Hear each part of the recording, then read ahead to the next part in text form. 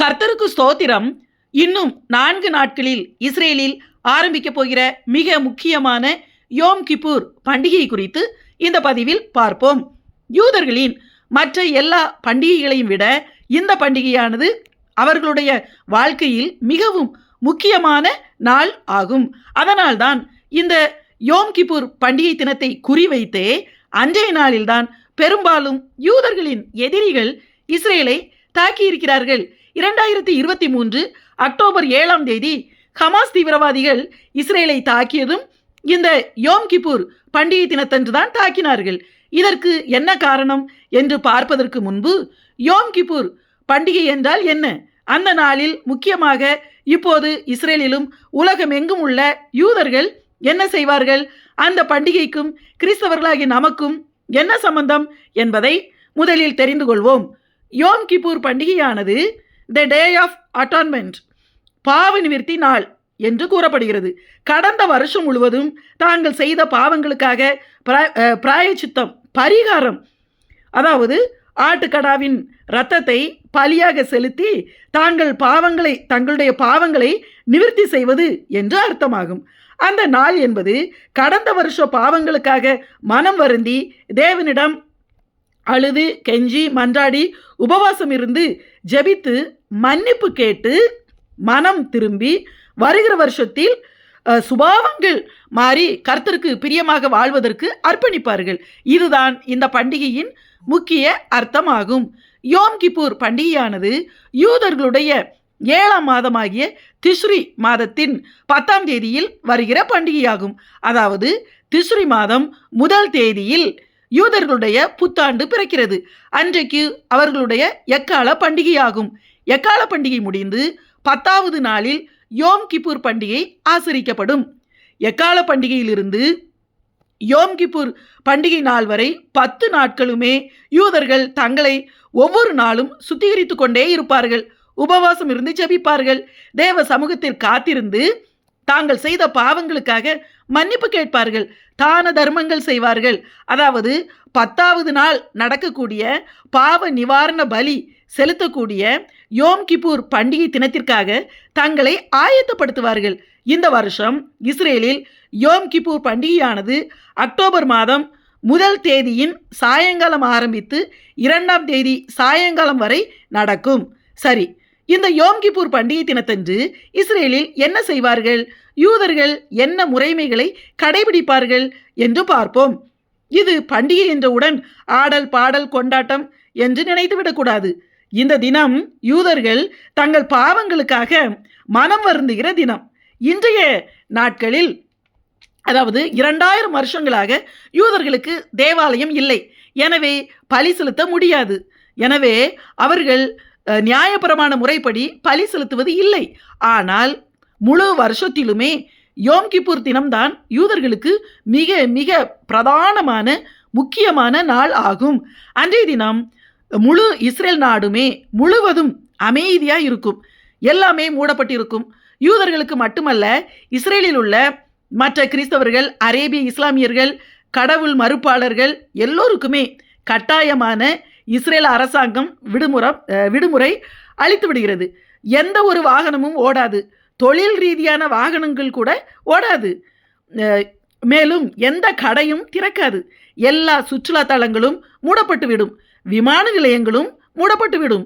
யோம் Kippur தினத்தன்று எந்த விமானமும் இஸ்ரேலில் பறக்காது. யாருமே எந்த வேலையும் செய்ய மாட்டார்கள். மேலும் இஸ்ரேலில் உள்ள எல்லா சாலைகளுமே வெறுமையாய் அமைதியாய் இருக்கும். கட்டாய விடுமுறை தினமாகும். யூதர்களில் அநேகர் 61% அதிகமான பேர் அன்றைய தினம் தங்களுடைய எல்லா செல்போன்களையும் சுவிட்ச் ஆஃப் செய்து விடுவார்களாம்.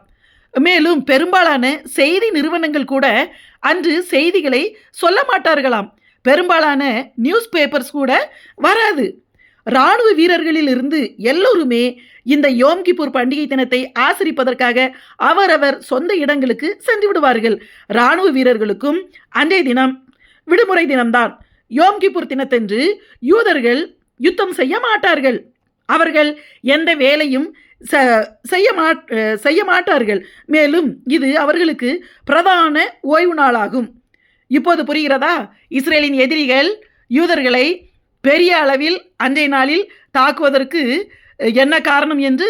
இந்த யோம் கிப்பூர் பண்டிகை தினத்தை எதிரிகள் இஸ்ரேலை தாக்குவதற்கு பெரும்பாலும் தேர்ந்தெடுக்கிறார்கள். ஏன் என்று இப்போது புரிகிறதா? 2023 அக்டோபர் 7ஆம் தேதி இஸ்ரேலில் இதே யோம் கிப்பூர் தினத்தன்றுதான் ஹமாஸ் தீவிரவாதிகள் இஸ்ரேலை தாக்கியதற்கு இதுதான் காரணம். இஸ்ரேல் இராணுவ வீரர்கள் விடுமுறையில் சொந்த ஊர்களுக்கு சென்றிருப்பார்கள். அவர்கள் தங்களுடைய முக்கியமான பண்டிகையை ஆசரித்துக் கொண்டிருப்பார்கள். முழு இஸ்ரேலிலும் யூதர்கள் அன்றைய தினம் எந்த வேலையும் செய்ய மாட்டார்கள். யூதர்கள் அன்றைய தினத்தில் யுத்தம் செய்ய மாட்டார்கள். வெளியே ஆள் நடமாட்டம் எதுவும் இருக்காது.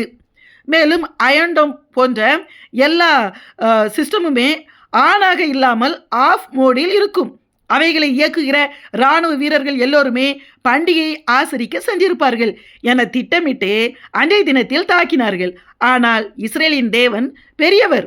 வஞ்சகமாக தாக்கியவர்கள் அதன் பலனை இப்போது அனுபவித்துக் கொண்டிருக்கிறார்கள். இப்படி சந்தோஷமாக கூறவில்லை. இரக்கமில்லாதவனுக்கு இரக்கமில்லாத நியாய தீர்ப்பு என்று பரிசுத்த வேதாகம்தான் கூறுகிறது.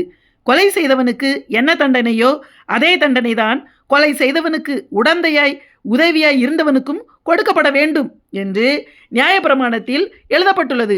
அதேபோல் ஹமாஸ் தீவிரவாதிகளுக்கு ஆதரவாக இருந்த காசா மக்களும் இப்போது அதன் பலனை அனுபவிக்கிறார்கள். அந்த மக்கள் கொல்லப்படுவதை பார்த்து நாம் உண்மையிலே வேதனைப்படுகிறோம். ஆனால் நாம் நியாயாதிபதிகள் அல்ல. சர்வ வல்லமையுள்ள தேவனே நியாயாதிபதி. முடிவு கர்த்தருடைய கரத்தில் அல்லவா இருக்கிறது. இதேபோல் 1973ஆம் வருஷமும் இதே யோம் கிப்பூர் பண்டிகை தினத்தை குறிவைத்தே அன்றைய தினத்தில்தான் அரபு நாடுகளாகிய எகிப்து, சிரியா போன்ற நாடுகள் இஸ்ரேலை தாக்கியது. இதனால் ஆரம்பத்தில் இஸ்ரேல் சற்று தடுமாறியது. காரணம் என்னவென்று ஏற்கனவே பார்த்தோம்.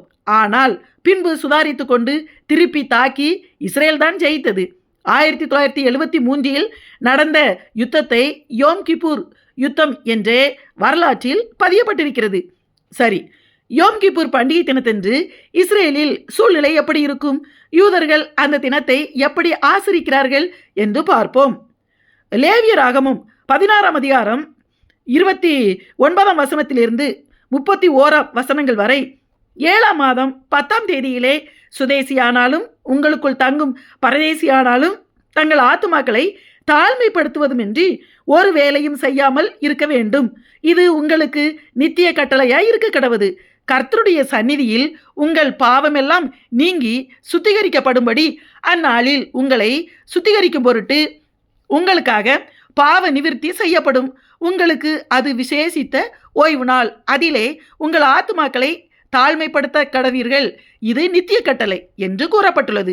இந்த வசனத்தின்படி 7ஆம் மாதமாகிய திஸ்ரி மாதத்தின் 10ஆம் தேதியில் யோம் கிப்பூர் பண்டிகையை ஆசரிக்கிறார்கள். அன்றைய தினத்தில் யூதர்கள் 25 மணி நேரம் உபவாசம் இருப்பார்கள். சுத்திகரிப்புக்கும் தூய்மைக்கும் அடையாளமாக வெள்ளை நிற ஆடைகளை அணிந்து கொண்டு பிரேயர் சால் எனப்படுகிற யூத முறைமையின்படி ஜப வஸ்திரங்களை அணிந்து கொண்டு எல்லோரும் ஜப ஆலயங்களுக்கும் ஜெருசலேமின் மேற்கு சுவர் பகுதிக்கும் சென்று மணிக்கணக்கில் தங்கள் பாவங்களுக்காக மனம் வருந்தி தேவனிடம் ஜெபிக்கிறார்கள். அவர்கள் தோரா எனப்படுகிற வேதாகம சுருள்களையும் தங்களுடன் எடுத்துக்கொண்டு ஜப ஆலயங்களுக்கு செல்வார்கள். 61% பாரம்பரிய யூதர்கள் அன்றைய தினம் தங்களுடைய செல்போன்களை கூட சுவிட்ச் ஆஃப் செய்து விடுகிறார்கள். யூதர்களில் பெண் பிள்ளைகள் 12 வயதுக்கு உட்பட்ட பெண் பிள்ளைகளுக்கும் 13 வயதுக்கு உட்பட்ட ஆண் பிள்ளைகளுக்கும் மட்டுமே, அதாவது சிறு பிள்ளைகளுக்கு மட்டுமே தண்ணீர் மற்றும் லிக்யூட் ஆகாரம் அனுமதிக்கப்படுகிறது. மற்றவர்களுக்கு எதுவும் சாப்பிட அனுமதிக்கப்படுவது இல்லை. நீராகாரம் கூட குடிக்காமல் உபவாசம் இருக்கிறார்கள். முக்கியமாக யோம் கிப்பூர் தினத்தன்று யோனா தீர்க்கதரிசியின் புஸ்தகம் வாசிக்கப்பட்டு தியானிக்கப்படுகிறது. செருப்பு கூட அந்த தினம் விலை உயர்ந்த செருப்புகளை அணிய மாட்டார்களாம்.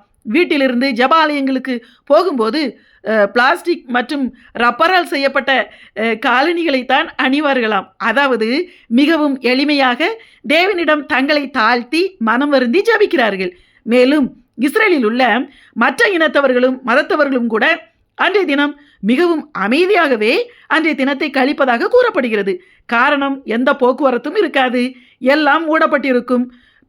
பெரும்பான்மையான யூதர்கள் இப்படி ஆசரிப்பதால் இவர்களுடைய இந்த ஸ்பிரிட் அவர்களுக்கும் தொற்றிக்கொள்கிறது போலும். பிறகு என்ன செய்வது?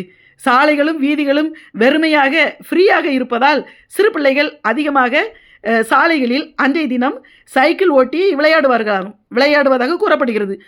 மேலும் நடந்து ஃப்ரீயாக வாக்கிங் போவதாகவும் கூறப்படுகிறது.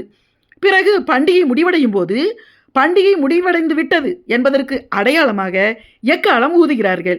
எக்காலம் ஊதிய பிறகே யூதர்கள் தங்கள் உபவாசத்தை முடிக்கிறார்கள். உபவாசத்தை முடிப்பதற்கு அவர்கள் ஒரு கிளாஸ் தண்ணீரும் ஒரு பேரிச்சம்பழ துண்டையும் முதலில் சாப்பிடுவார்கள். அதன் பிறகு அரை மணி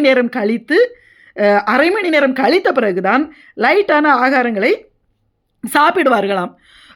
அதாவது நம்முடைய கர்த்தராகிய இயேசு நம்முடைய பாவங்களுக்காக ரத்தம் சிந்தி தம்மையே பலியாக தந்ததற்கு அடையாளமாகவே பழைய ஏற்பாட்டில் இந்த பாவ நிவாரண பலியாகிய யோம் கிப்பூர் பண்டிகை என்பதை பற்றி கூறப்பட்டிருக்கிறது. இப்போது யூதர்களுக்கு தேவாலயம் இல்லை, எனவே அவர்களால் பலி செலுத்த முடியவில்லை. கர்த்தருக்கு சித்தமானால் இன்னொரு பதிவில் பிரதான ஆசாரியன் எப்படி அந்த பாவ நிவாரண தினத்தன்று பலி செலுத்துவான் என்பதை குறித்தும் இன்னும் மற்ற தகவல்கள் குறித்தும் பார்ப்போம். ஆமென்.